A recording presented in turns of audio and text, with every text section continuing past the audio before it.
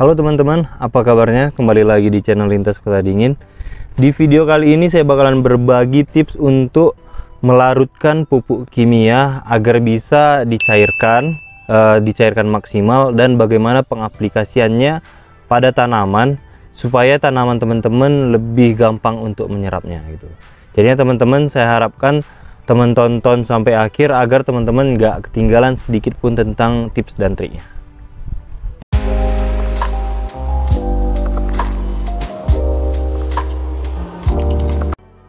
Umumnya teman-teman harus pahami bahwa kelebihan dan kekurangan pemberian pupuk cair ini. Yang kita bahas pertama adalah kelebihannya. Kelebihannya yang pertama adalah dia pupuk ini lebih cepat diserap oleh akar tanaman. Itu adalah kelebihannya yang paling utama. Sedangkan kekurangannya adalah teman-teman mungkin harus rutin memberi pupuk cairnya, dikarenakan pupuk cair ini nanti bakalan lebih mudah tercuci oleh air yang sering teman-teman siram gitu. Jadinya itu adalah kekurangannya. Tetapi kembali lagi, memang ada beberapa tanaman yang responnya lebih cepat didapat jika pemberian pupuknya diberikan secara pupuk cair. Contohnya pada tanaman begonia mangkok Thailand ini teman-teman. Contohnya seperti ini. Karena kalau biasanya pengalaman saya pribadi bahwa kalau teman-teman berikan pupuknya padat seperti ini, pupuknya padat seperti butiran yang di depan saya ini biasanya untuk responnya agak cenderung lebih lama, walaupun tidak lama-lama banget, tetapi responnya saya dapatkan lebih cepat tumbuh, ataupun tunas baru lebih cepat tumbuh jika diberikan dengan pemberian pupuk yang dicairkan gitu. Itu adalah kelebihan dan kekurangannya. Lalu tahap-tahap apa aja yang kita butuhkan, bagaimana dosis-dosisnya? Pertama tahapnya itu adalah, kalau pupuk untuk tanaman begonia sendiri, saya masih tetap gunakan pupuk NPK Grower ditambah dengan pupuk cantik. Itu adalah nama produknya. Untuk dosisnya sendiri adalah, untuk ukuran yang seperti ini, saya biasanya gunakan kalau di butiran itu dia 1 sendok, tetap 1 sendok seperti ini. 1 sendok itu kurang lebih ada 5 sampai dengan 10 gram gitu. Ini dia 1 sendok. Biasanya saya gunakan untuk ditabur. Tetapi kalau dicairkan, dia dosisnya tetap sama aja teman-teman, tetap dia 1 sendok ataupun 5 sampai dengan 10 gram. Yang diformulasikan adalah, kalau biasanya kalau di tanaman begonia, kalau saya beri dia dalam 1 sendok makan seperti ini, untuk larutan airnya itu dia kurang lebih 250 gram 250 ml maksud saya, bukan gram. Kemarin pernah saya coba juga di larutan dalam 500 ml, ternyata responnya nggak terlalu bagus, ataupun dia nggak terlalu signifikan pertumbuhannya. Saya coba juga dulu di 200 ml, ternyata dia lebih boros penggunaan pupuknya, dikarenakan kalau 200 ml dia untuk ukuran pot sebesar ini dia nggak tercukupi semua gitu. Jadinya saya dapat konsentrasinya yang paling bagus memang untuk ukuran pot dan tanaman sebesar ini, dia di 250 ml gitu.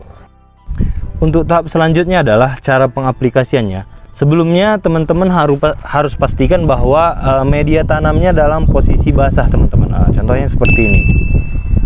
Karena kalau media yang terlalu kering ataupun sangat-sangat kering, biasanya kalau teman-teman langsung berikan pupuk cair, tanaman itu bisa stres. Karena terkadang konsentrasi pupuk yang teman-teman berikan, apalagi teman-teman uji coba, itu nggak sesuai dengan tanamannya gitu, konsentrasinya ya. Jadinya saya sarankan teman-teman siram dulu tanamannya sampai basah seperti ini, lalu teman-teman cairkan pupuknya gitu. Tahap-tahapnya yang pertama adalah tetap seperti saya bilang tadi, 1 sendok ini teman-teman larutkan. Teman-teman aduk aja seperti ini sampai dia nanti memang benar-benar larut gitu, sampai dengan warnanya berubah. Sebelumnya teman-teman harus pahami bahwa ada 2 sifat pupuk, yaitu fast release dan slow release gitu. Fast release ini dalam artian dia sangat cepat diserap oleh tanaman.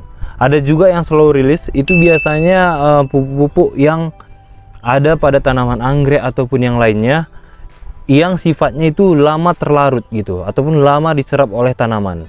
Nah, jadinya teman-teman harus benar juga pemilihan pupuknya. Jangan nanti contohnya seperti ini. Kalau pupuk fast release itu, dia kalau sudah terkena air, dia mudah terlarut teman-teman. Nah, ini dia, teman-teman bisa lihat awalnya mutiran, awalnya airnya bening. Kalau dia aduk seperti ini kurang lebih 2 sampai dengan 5 menit dia sudah bersih rata. Itu adalah contoh pupuk yang fast release. Sedangkan yang slow release biasanya itu dia kalau teman-teman aduk aja terus gitu dia lama gitu terlarutnya. Contohnya kalau saya bilang seperti pupuk SP36, TSP gitu, itu termasuk pupuk yang slow release gitu. Nah, teman-teman harus benar pemilihan pupuknya. Oke, selanjutnya seperti ini, kita anggap dia sudah terlarut semua. Untuk pengaplikasiannya, pupuk yang dilarutkan seperti ini, teman-teman penyiramannya harus di pinggir potnya teman-teman. Nah, tergantung juga ya, kalau memang posisi tanamannya sudah gemuk seperti ini, otomatis biasanya akarnya sudah ada di ujung-ujung bagian potnya untuk mencari makan gitu. Kenapa tuh nggak saya sarankan siram di bonggol? Karena ada beberapa unsur pada pupuk, jika terkena daun langsung ataupun bonggolnya, dia bisa menyebabkan bonggol itu busuk gitu. Busuk dalam artian karena dia unsur haranya ini terlalu keras jika terkena daun ataupun bonggol. Jadi saya sarankan teman-teman siram di bagian pinggir tanaman. Contohnya seperti ini. Nah, teman siram aja seperti ini. Sekelilingnya juga boleh nih. Nah.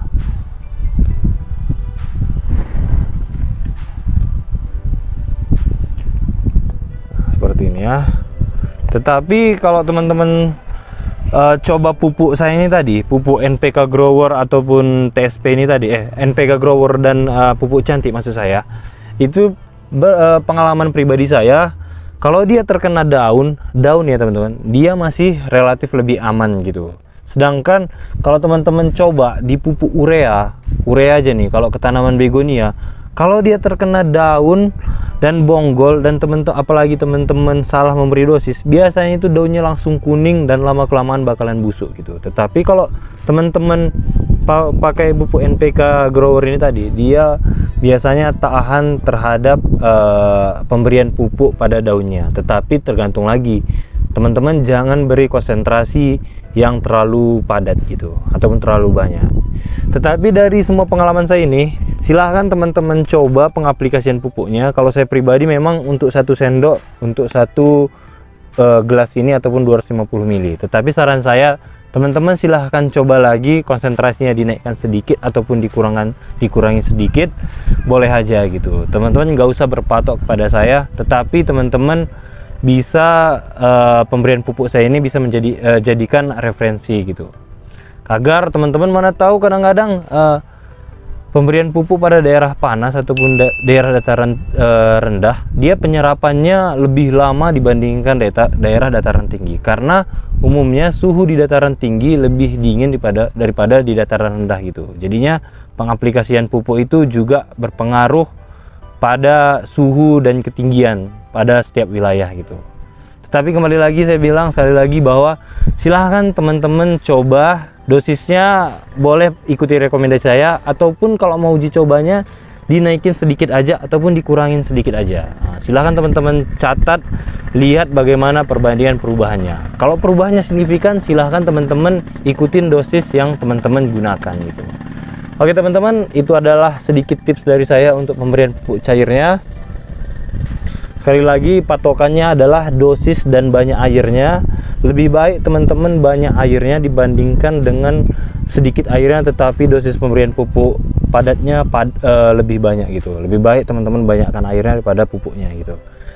Sekali lagi, kalau teman-teman suka video ini, silahkan teman-teman share, silahkan teman-teman komen juga kalau masih ada pertanyaan tentang pupuk-pupuk yang lain juga.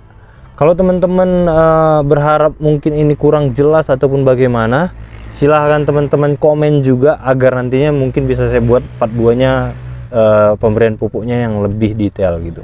Dan saya nggak lupa juga, kalau teman-teman mau beli tanaman, silahkan order di WA saya, ataupun silahkan teman-teman kunjungi di Instagram carolina.berastagi.